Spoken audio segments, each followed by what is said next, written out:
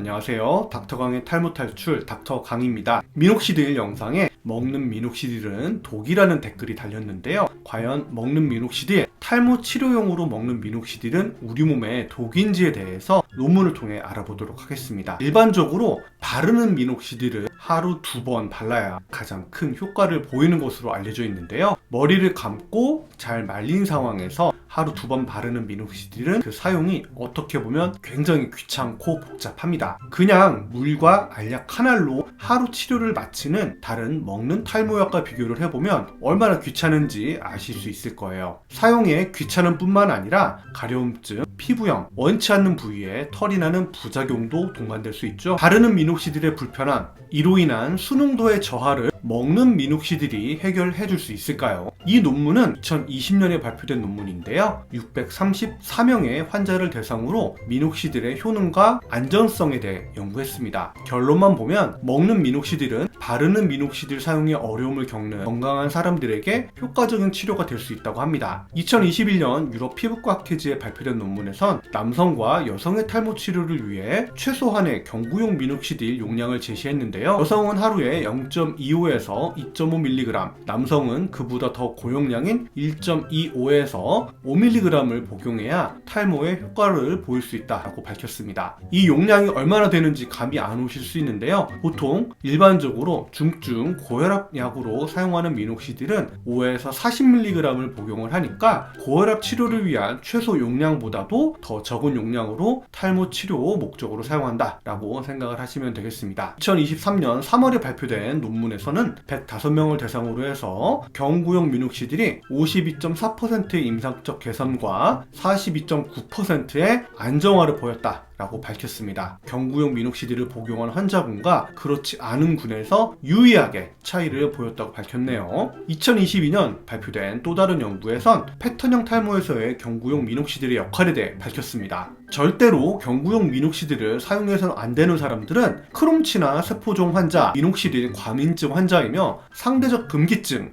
그러니까 아주 주의해서 사용할 수 있는 사람들은 저혈압, 심장병 환자, 임산부가 되겠습니다. 심근경색, 심부전, 만성 신부전, 중증 고혈압 위험이 있는 노인 환자분들에게도 처방이 되어서는 안 되는데요. 이런 금기증을 제외하고 나면 일반적으로 건강한 사람들에게 저용량으로 탈모 치료를 위해 처방할 수도 있겠습니다. 일반적으로 건강한 사람들이 경구용 미녹시딜을 복용하고 부작용이 발생해서 이 부작용을 치료하고도 경구 미녹시딜을 중단해야 하는 상황은 2% 미만으로 밝힌 연구도 있었습니다. 2020년 연구에선 5mg의 경구용 미녹시딜을 남성형 탈모에 사용을 했을 때 변화 양상을 사진으로 밝히기도 했습니다. 하루 5mg의 미녹시딜 복용은 남성형 탈모 치료에 효과적이고 안전하다. 하지만 중증 고혈압이 있거나 심혈관계 질환이 있는 사람에겐 주의해야 한다고 끝맺었습니다. 이 사진에선 정수리 및 전두부 탈모의 호전이 보이고 있고요. 이 사진에선 정수리 탈모의 호전은 보이지만 M자 탈모는 큰 변화가 없다고 여겨집니다. 역시 항고혈압 약제이기 때문에 노년기에 심장 건강이 좋지 않은 분들에겐 선뜻 처방하긴 어려운 약인 것은 사실이고, 상대적으로 젊고 뚜렷한 질환이 없거나 과민 반응이 없는 분들이라면 경구용 미녹시딜을 한 번쯤 처방해 볼 수 있지 않을까 생각해 볼 수 있는 논문이 되겠습니다. 저용량 먹는 미녹시딜의 부작용을 다룬 연구인데요. 2021년 3월에 발표되었고 총 435명의 남성형 탈모 환자를 대상으로 연구했습니다. 먹는 미녹시딜을 시작하고 나서 32%가 일시적 탈모를 경험했는데요. 이것은 바르는 미녹시딜을 시작하고 나서 발생하는 일시적 탈모 비율 17.5%보다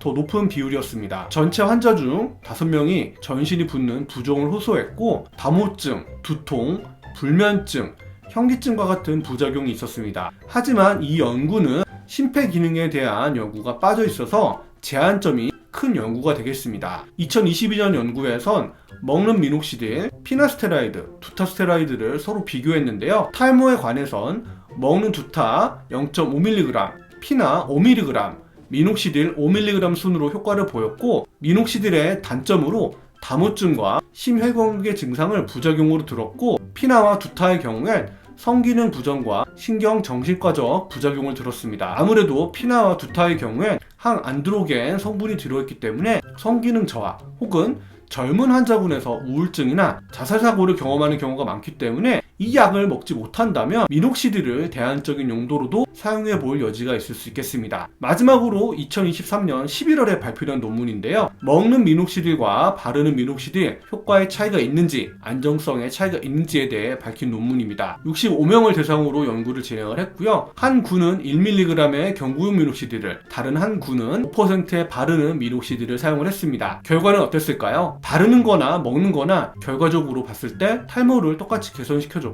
두 군 차이에 큰 차이가 없었다라고 합니다. 안정성적인 측면에서도 1mg 경구용 미녹시딜에서 저혈압 한 건과 안면 다모증 몇 건 말고는 심각한 부작용은 없었다 라고 밝혔습니다. 우려했던 심폐 문제는 이 연구에서는 기록되지 않았습니다. 종합해서 보면 저용량 경구용 미녹시딜은 고령 노인이 아니면서 심장, 신장, 폐 질환이 없는 건강한 연령대의 남녀, 탈모 환자에게 사용 가능하고 바르는 미녹시딜보다 약물 사용의 순응도, 즉 까먹지 않고 치료에 응할 수 있는 확률이 더 높은 치료법이 될 수 있겠습니다. 두타와 피나와 같은 항안드로겐 약물 사용으로 인한 성기능 부작용 역시 미녹시딜에서는 없는 부작용이 되겠죠. 사전에 충분한 심장 및 전신 진찰을 병행한 후에 엄선되는 환자분에게 미녹시딜을 처방한다면 먹는 피나 혹은 두타가 두려운 분들에게 특히 효과가 있을 수 있는 약으로 생각할 수 있겠네요. 자, 여러 논문들을 통해서 경구용 미녹시딜을 알아봤는데요. 과연 먹는 미녹시딜 독일까요? 그렇지 않을까요? 본인의 몸 상태에 맞춰서 정확하게 처방한다면 부작용을 최소화하면서 한 번쯤 사용해 볼 수도 있지 않을까 생각을 해봅니다. 닥터강의 탈모 탈출, 닥터강이었습니다. 득모 하세요.